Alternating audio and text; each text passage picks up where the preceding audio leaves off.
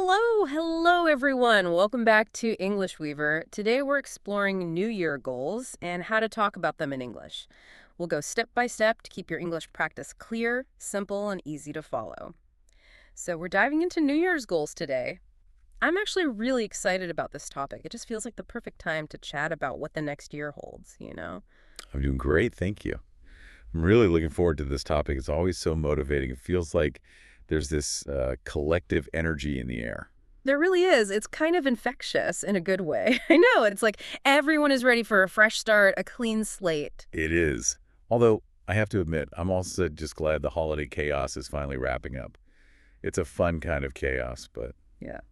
I'm ready for some routine. Oh, completely. Well, if you enjoy these kinds of talks and this kind of energy, remember to subscribe, hit like, and share us with a friend. And a big thank you so much to everyone for being here with us today. We really appreciate it. Okay, so let's get into it. I have to ask you first. Are you a New Year's resolution person? Do you set them every single year, or is that not really your thing? That is a great question. And I think my answer has changed over the years. I used to be very, very strict about it. January 1st, I'd have a whole list. A list. Okay, so you were serious about it. Oh, yeah. But now, Okay. now I'm a bit more flexible. I think I prefer setting goals, maybe, but not just because the calendar flipped over.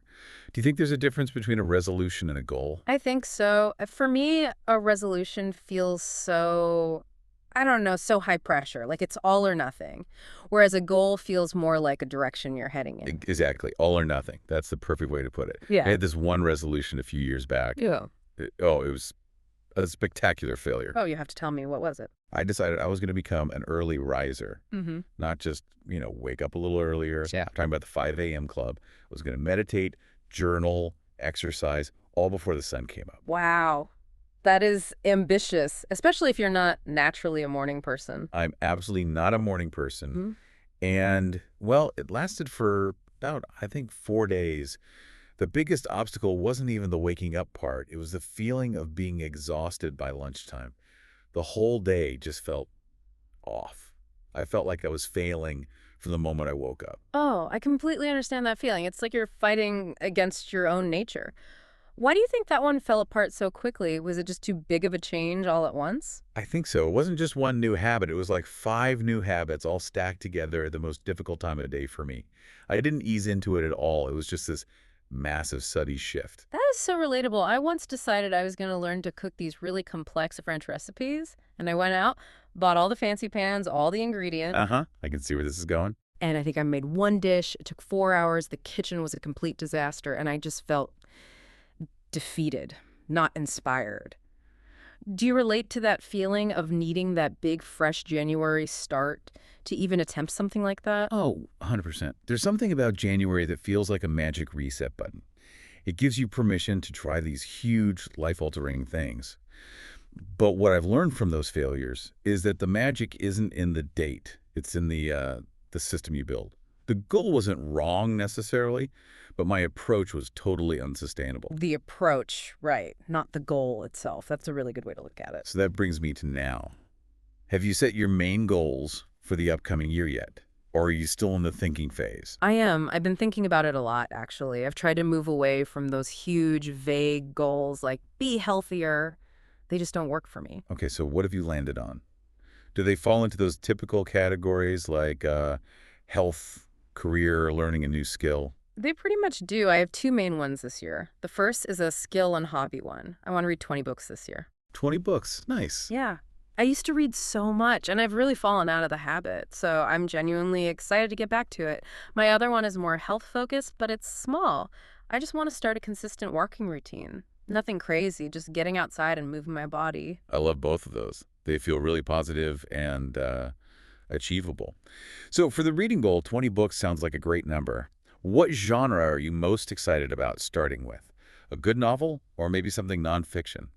I think I'm going to start with a novel, something I can really get lost in, to remind myself why I love reading so much. I find that starting with something enjoyable makes it so much easier to build the habit.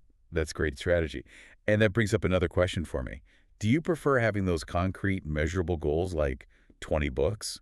Or are you also a fan of the more abstract ones like be happier or stress less? You know, I used to think the abstract ones were the most important, but I've realized I can't really act on them. I need something I can track.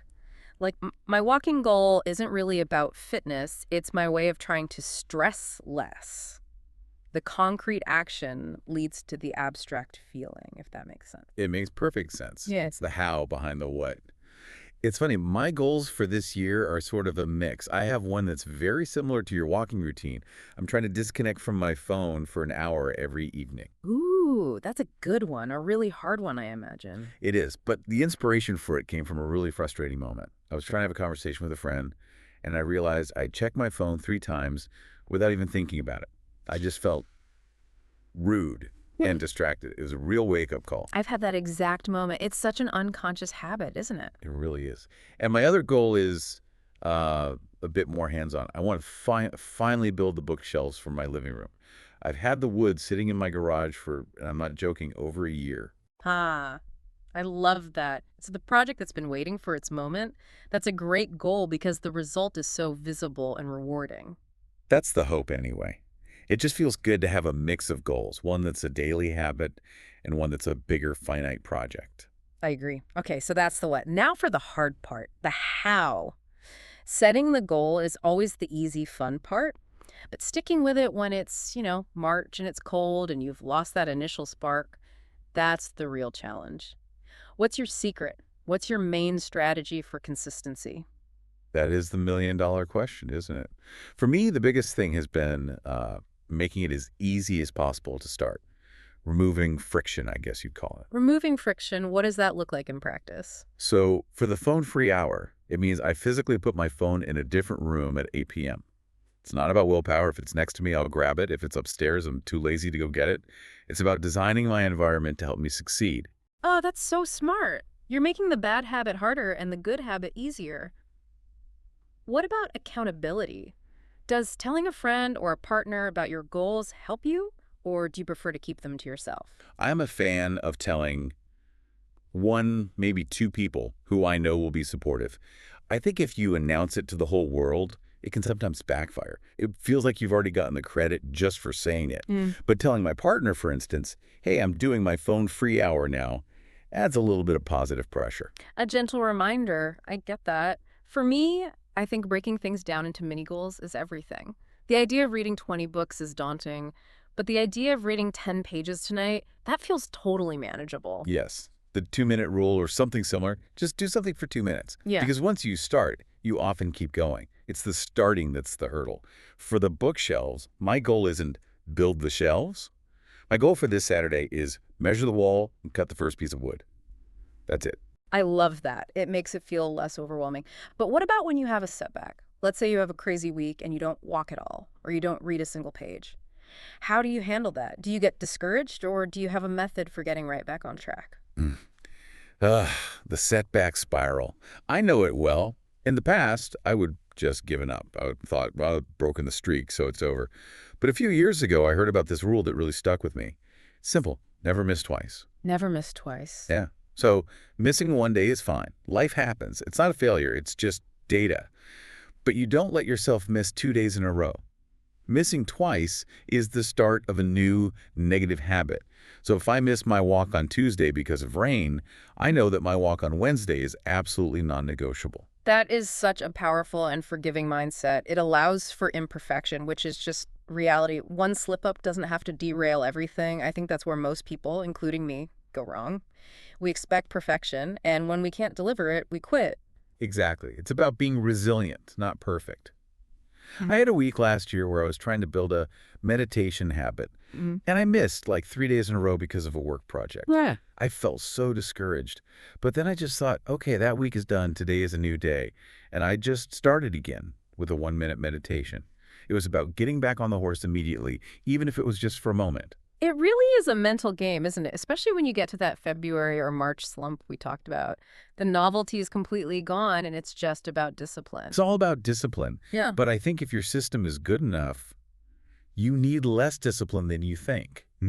If the habit is small enough and the friction is low enough, it almost happens on its own after a while. Almost. That's the dream. It reminds me of something I've noticed when people talk about their goals in English. It's a small thing. Oh, yeah. What's that? Just how often people use phrases like, I'm planning to, or I'm hoping to, versus something more definite like, I am going to. It's a subtle difference, but it feels like one is a wish and the other is a plan. That's a great point. Language really does frame your mindset. It's like that whole new year, new me idea. People say it all the time, often as a joke now, but there's a real sense of wanting a fresh identity underneath it all. The words we choose matter. They really do. Well, this has been so helpful. I feel re-energized just talking about it all. I hope this gives everyone listening some ideas, not just for your goals, but for how to talk about them. We'd love for you to comment and tell us about your own goals for the year. What are you working towards? Yeah, please share them. And remember that just practicing your listening and your speaking, even for a few minutes every day, is a fantastic goal in itself. It all adds up. Absolutely. Thank you so much, everyone, for joining us today and being a part of this Now conversation. we will be back soon with more episodes, more topics, and more conversation to help you with your practice. And if you found this chat useful for your English practice, please don't forget to like, subscribe to the channel, and share it with someone who might enjoy it too. Goodbye for now, everyone. Goodbye, everyone. Take care. It was great talking to you today. You too. We'll talk soon.